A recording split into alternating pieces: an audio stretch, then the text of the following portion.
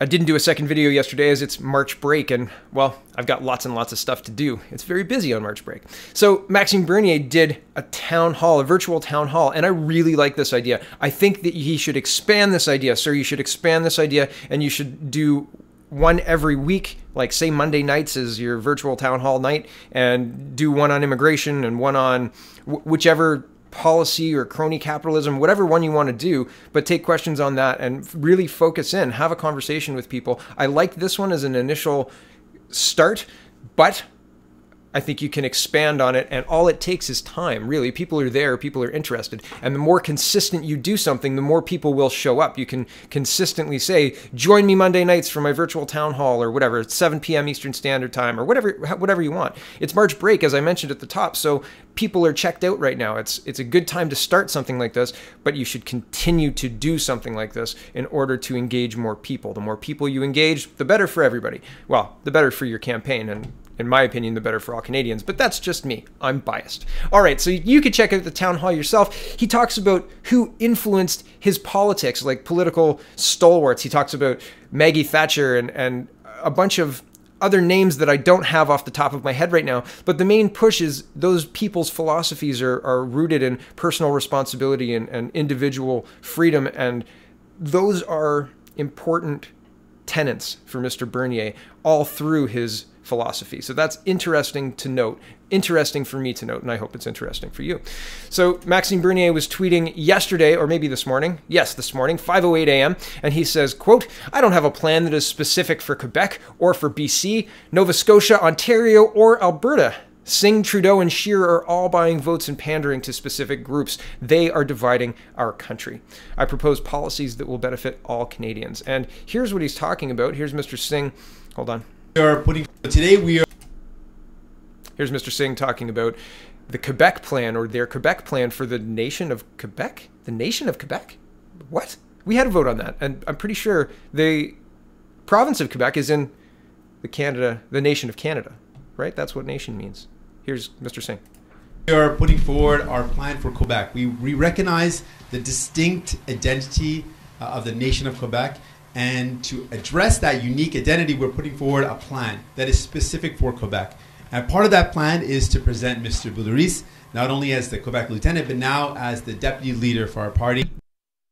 And the rest of that is just introductions for, hey, Quebec, you guys will know these people from when other people were popular in Quebec. So remember in 2011, the NDP were risen to official opposition status against the Conservative Party because of Quebec, basically. They got a bunch of seats in Quebec. Mr. Layton was very popular and then passed away, and that's how Mr. Mauclair became the leader of the official opposition in Quebec. The NDP got lots of seats in Quebec. They were so popular that one of their MPs was actually away on vacation during the election. It was kind of wild. She had to wait to be sworn in and all sorts of stuff. But the nation of Quebec, that's a really strange thing for somebody who's trying to be the leader of Canada. How divisive are you, sir? I mean, wow. Is that what the NDP stands for? Separation of Quebec, or identifying Quebec as a separate nation somehow? What are you saying? Are you making news on this? Incredible. Do you support Quebec separation? Weird. Here's the Buffalo Chronicle, and I don't know how legitimate a newspaper they are. This was 6 days ago, March 6th, last week, and the headline is "Deep and Penetrating Relationship May Taint Butt's Testimony," and that made me howl. I thought it was very funny. And it says, "Sometimes a defense witness's close personal friendship with a defendant discredits his testimony because of the likelihood for bias in favor of the defense. Friends at McGill University say Justin Trudeau and Gerald Butts had the kind of deep and penetrating relationship that is common among privileged young men in their late teens and early 20s, lofty in their aspirations, pedestrian in their work ethic, and at times ambitious in their orientation. Critics say that the depth and intimacy of the friendship call into question the veracity of Butt's testimony at the House of Commons Justice Committee on Wednesday, widely seen as being, quote, thick as thieves and partners in their apparent political crime that is SNC-Lavalin. It's hard for many Canadians to believe that Butts would offer a truthful characterization of a plot that he hatched and recommended to the Prime Minister." Well, the link is in the description if you want to read the Buffalo Chronicle's take on this. Here's a Beaverton article that made me laugh as well. And let me be clear, I don't think that the Buffalo Chronicle is the same as the Beaverton. The Beaverton is clearly a satire, Canadian satire magazine or website, and the Buffalo Chronicle appears to actually be reporting news, but tongue-in-cheek. Maybe they're just playing with words. I'm not sure. Anyway, the Beaverton's reporting mafia leaders granted DPA after government claims their business could lose 9,000 jobs. A major business in the drug trafficking, gambling, murder, loan sharking, extortion, and racketeering industry have been granted a deferred prosecution agreement after lobbying by the federal government. Quote, "We have to consider that Risotto Incorporated is an important employer in Quebec and across the country," said Prime Minister Justin Trudeau. "And I'm an MP from this country, so I have to do everything to save those 9,000 jobs, whether you be the top boss or a lowly bagman." So if you want to have a little chuckle, the link is in the description.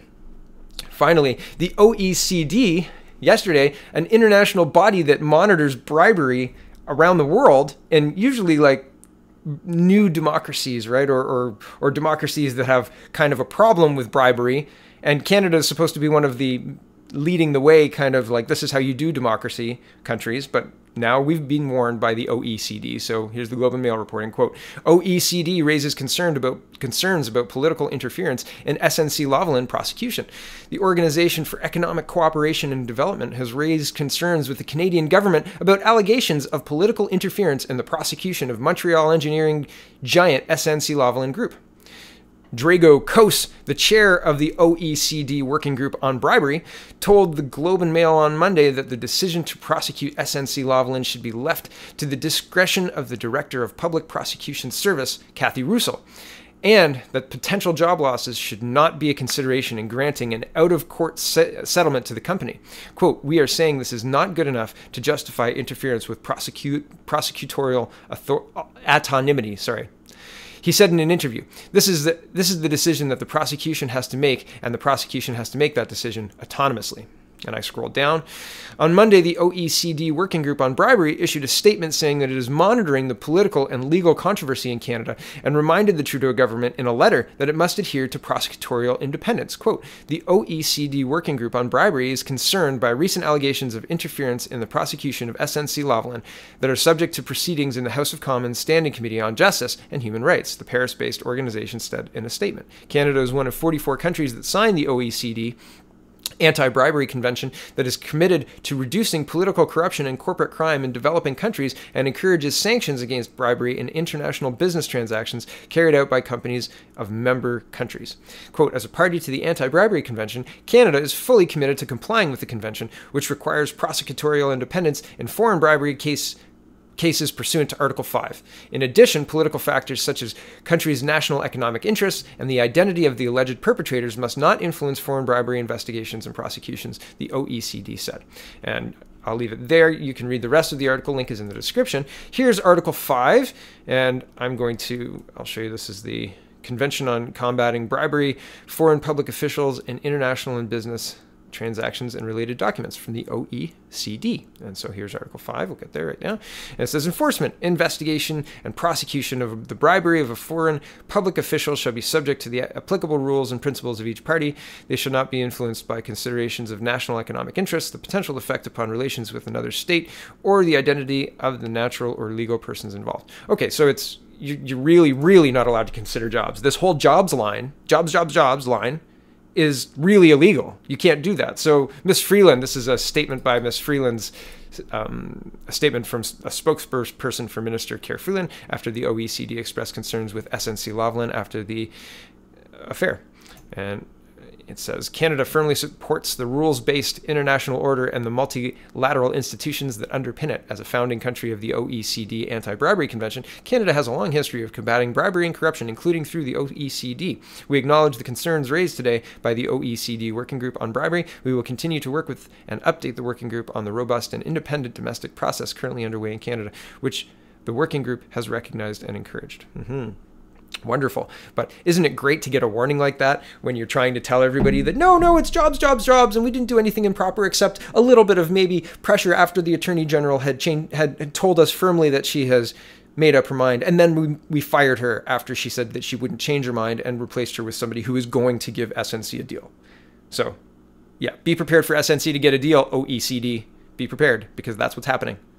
And the caucus, the Liberal caucus that's supposed to hold the Prime Minister to account, because he's just one man, and even the backbenchers could have an impact in this, but they're doing nothing. They're sitting on their hands. This is the whole Liberal caucus, including Jody Wilson-Raybould and Miss Dr. Philpott, are complicit in this, regardless of their protests. The only person who doesn't have this garbage on her hands is Miss Alitsev, sorry, I've got that wrong, who crossed the floor to the Conservatives a little while ago because she said, no, this is enough for me. This corruption is beyond the pale, and it is beyond the pale.